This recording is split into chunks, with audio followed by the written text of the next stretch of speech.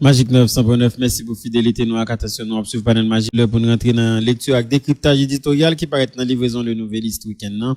Où sont passés le nouveau code pénal et le code de procédure pénale? Si nos autorités d'hier et d'aujourd'hui ont une spécialité, c'est bien celle de prendre des engagements sans se donner la peine de les tenir. Cette transition d'Ariel Henry au CPT regorge d'exemples. Faut-il rappeler les multiples promesses de combattre les gangs, de créer les conditions pour la tenue du référendum constitutionnel et les élections pour doter le pays d'autorités légitimes? En plus de 4 ans de transition, nous sommes à la case de départ au point qu'on se demande de quoi l'après 7 février 2026 sera fait. Si certains plaident pour une nouvelle transition, le CPT et le gouvernement persistent à renouveler leurs promesses d'organiser des élections. Sauf que nous sommes à environ 5 mois de la fin du temps de service du Conseil présidentiel de transition. Avant le 7 février 2026, il y aura le 24 décembre 2025, date d'entrée en vigueur du nouveau code pénal et du code de procédure pénale. La décision a été prise par l'exécutif en juin dernier. Une commission de mise en œuvre formée de personnalités connues du système judiciaire a été créée. C'est cette commission qui, dans une lettre ouverte, rappelle aux plus hautes autorités du pays l'échéance du 24 décembre prochain. La commission souligne la nécessité de former les acteurs de l'appareil judiciaire sur ces deux documents qui visent non seulement à moderniser le droit pénal haïtien en l'alignant sur les normes internationales et régionales, mais aussi à renforcer la prévention et la répression de toutes les nouvelles formes de criminalité telles que la traite des personnes, la corruption, la criminalité transnationale, le terrorisme, entre autres. Il devrait aussi garantir les droits des justiciables à travers la mise en place de procédures plus équitables, plus célères et plus transparentes. N'est-ce pas de nobles objectifs?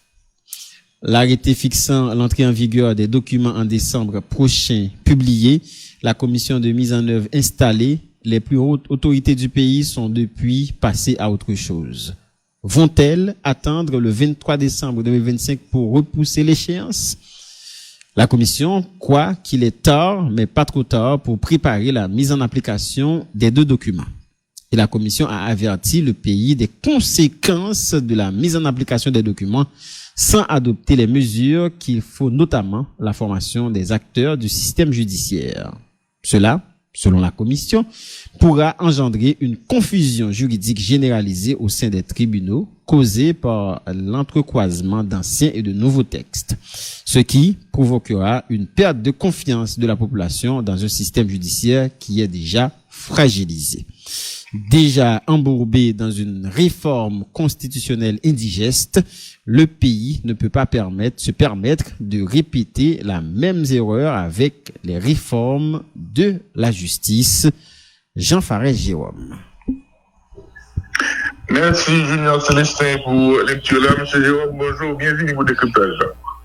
Bonjour Célestin, Geoffroy, Alphonse et Sénat, tout est parmi ceux de l'éducation. Merci pour ce disponible pour nous. Autorité dans le pays, c'est hier, aujourd'hui, ça reste une spécialité. Oui, tout ça m'a dit au ciel. Tout ça m'a dit pour faire du à faire. Et puis demain, on passe à autre chose. Il oublié si on te dit ça. Et ça qui vient avec la même constitution, nous prenons bel article là dans l'île, nous prenons bel livre de disposition. Après, nous pas mettre en application. Et puis, nous m'avons changer l'autre. Et si nous regardons combien de lois nous gagnons, combien d'accords nous signons, national et international, eh bien, il va mourir dans le tiroir. Et ça, c'est une spécialité autorité haïtienne. Semaine, qui est-ce pour M. Banon là?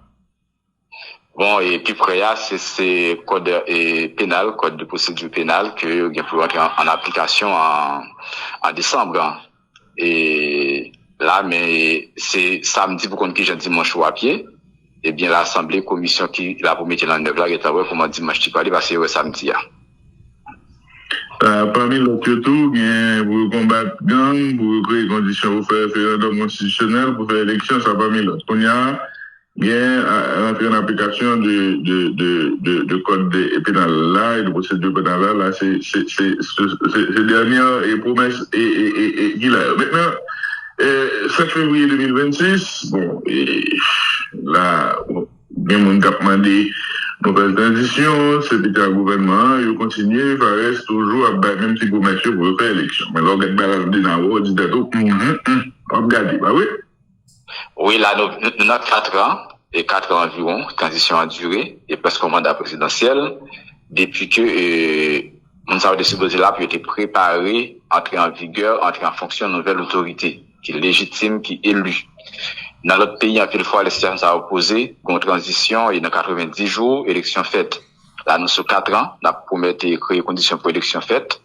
Eh bien, et là, et, qui a un référendum qui fait avant, l'argent dépensé, commission créée, forum fait, et documents écrits, mais à chaque fois, nous paraît toujours dans la case de départ là, et nous toujours pas où de côté de aller, et bien, 7 février à privé, là, tout le monde est pas gain, en termes de loi, pas une loi qui permet de dire que ça ne va le faire, et par un consensus, là, tout solide, et bien, là, nous allons aller vers une date que nous, par contre, de quoi demain sera fait. De manière spécifique concernant le code pénal, les codes de procédure et pénal, là, on date 25 décembre, et là, commencé à gagner, attention, entrer en application sans formation, et il y a un pile problème là-bas, et commission qui a été créée, il y a plusieurs personnalités là-dedans, et bien, ils font l'aide pour rappeler de l'enjeu, ça va. Oui, bon, c'est les documents, c'est pas la première date qui arrive pour l'entrée en fonction. À chaque fois, nous repoussons les. Nous avons des années que nous travaillons sur le projet ça. Mais chaque fois que nous arrivons, nous ne pas préparés. Eh bien, et transition ça a été décidé et mettre date entrée en fonction et pour décembre 2025. Eh bien, et là, nous presque à la veille.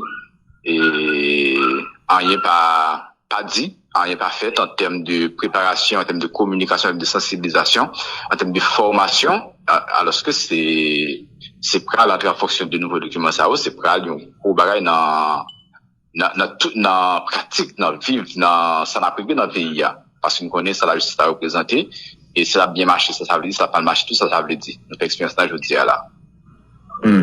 Au dire, même si vous nous comprenez quelques parmi les enjeux et que ça gagne tout comme conséquence, si vous avez une formation, ça vous avez une harmonisation ou meilleure compréhension des textes, mais que ça prend du temps au-delà de la formation, il faut aussi le reconnaître.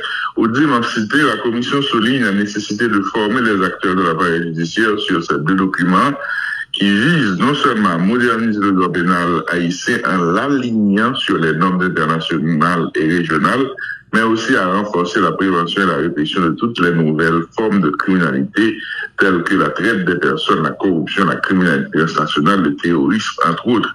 Il devrait aussi garantir les droits des justiciables à travers la mise en place de procédures plus équitables, plus célères et plus transparentes.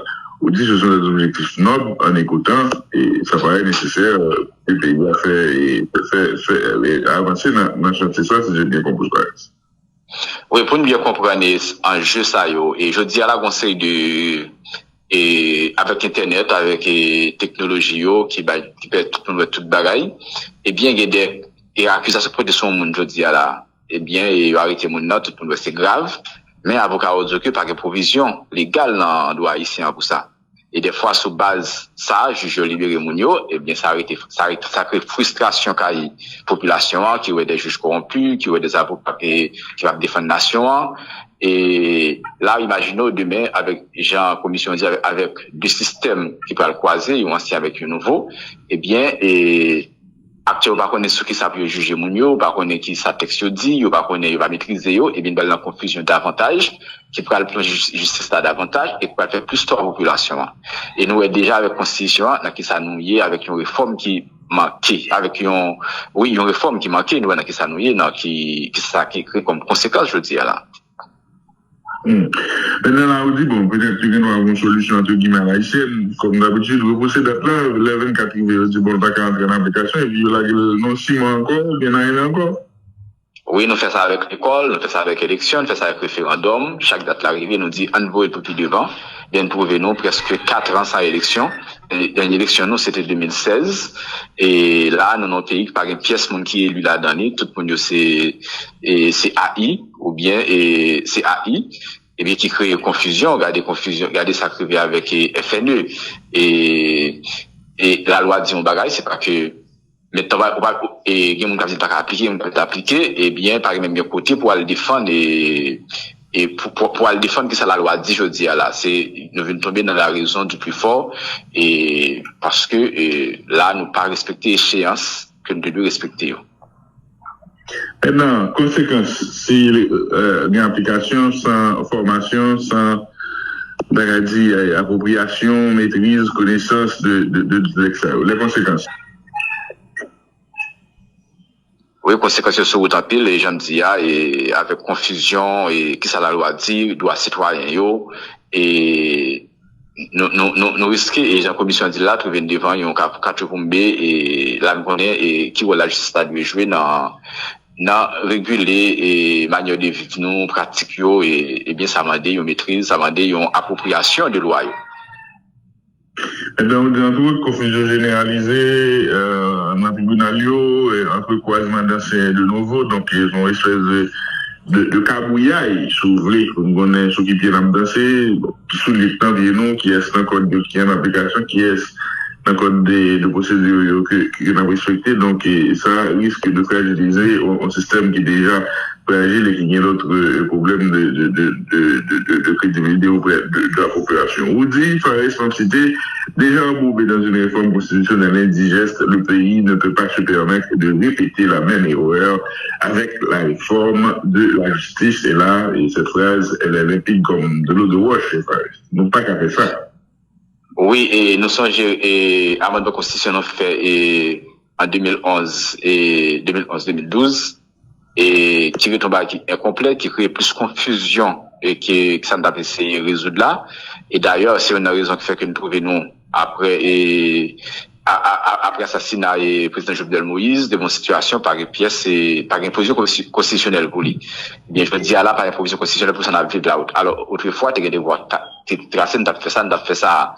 Et là encore nous voulons et changer de constitution, nous devant nous question référendum, là nous commission remettre rapport, nous que ça juriste dit, ça avocat dit, et là et par un consensus solide. Eh bien et nous allons prendre ça comme exemple pour nous parler dans la réforme justice là, dans la réforme qu'on a parlé longtemps, en pile l'argent investi là-dedans et là ça suppose qu'il y a assez compréhension, assez volonté pour arriver et faire y aboutir. Merci un peu, M. Jérôme. Passons bonne semaine. Merci, partage. En une de l'édition de Nouvelliste week-end, l'urgence d'encadrer les acteurs sur le nouveau code pénal et le code de procédure pénale avant leur entrée en vigueur. C'est ce GSA qui était objet éditorial là. Il y a 25 ans, je parlais parler à Desinor. Dr. Desinor, c'était rédacteur en chef, le Nouvelliste. L'école haïtienne en mode survie. Le titre, Pascal Néry Jean-Charles au cœur de l'inclusion scolaire en Haïti. Élisée Collagène prend les rênes du FNE. Résidence hospitalière à l'Université de la Fondation, Dr. Aristide lance le recrutement de nouveaux résidents. Carlo Marcelin, entre optimisme et stratégie pour la sélection haïtienne de football. Zagallo, parcours d'un homme déterminé, qui est deux autres articles en une. Sir Ronald Sanders, Haïti a besoin d'une stratégie unique, de vrai financement et de la discipline politique et de discipline politique. Quand le pays va mal, le compas va mal encore. C'est Zagallo qui était partagé comme avec nous. On a interviewé nos affaires avec là. En tout temps, on connaît www.nouvelliste.com. C'est 77 et 24 Nouvelliste gratuit disponible. Laurent Saint-Cyr est à New York, Haïti, joue beaucoup à l'ONU. Nouvelle attaque du gang Kokorat non loin de l'Esther. Royaume-Uni, Canada, Australie et Portugal reconnaissent l'État de Palestine. C'est des articles qui sont disponibles sur www.lenouvelliste.com.